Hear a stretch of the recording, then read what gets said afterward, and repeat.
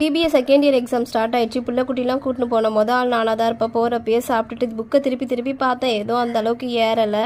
ஓரளவுக்கு படிச்சுக்கிட்டு தான் போயிருந்தேன். ஐயோ பெருமாளே, எக்ஸாம் வர வந்துச்சு, ஒன்றுமே வேற படிக்கல, ஃபெயிலான மானம் போய்டும். புக்கு வந்து 6 மாதம் ஆகி அந்த புக்கை தொட்டு பார்க்க தோணாது. அந்த எக்ஸாம் டைமில் மட்டும்தான் புக்கை பரட்டி பார்க்க தோணுது. அப்படி பார்த்தாலும் என்னமோ ஓரளவுக்கு தான் நமக்கு ஏறும் மண்டக்குள்ளே. ஏதோ ஒரு அளவுக்கு படிச்சுக்கின்னு போனால் என் பையன் வேறு என்னம்மா 2 நாளாக படுத்து தூங்கிட்டு இப்போ என்ன புக்கை பார்த்துக்கிட்டு வரீங்க, ஒழுங்காக எழுதிடுவீங்களா, எக்ஸாம் மட்டும் எழுதாமல் வாங்க அப்பா கிட்ட இருக்குன்னு சொல்லி அவன் வேறு ஒரு பக்கம் பயமுறுத்த ஆரம்பிச்சிட்டான். என்னன்னே தெரியல, இந்த வாட்டி எல்லா இடத்துக்குமே லேட்டாக போகிற மாதிரி இருக்குது. எக்ஸாம் முடிச்சுட்டு ஒரு வழியாக வெளியே வந்து வெயிட் பண்ணால் இந்த மேடம் மட்டும் எக்ஸாம் முடிச்சு வெளில போமான்னு தள்ளனா மட்டும்தான் வெளில வருவாங்க. அப்புறம் முடிச்சுட்டு நாங்கள் வெளில வரதுக்கு ஒரு 1 o'clock ஆகிடுச்சு.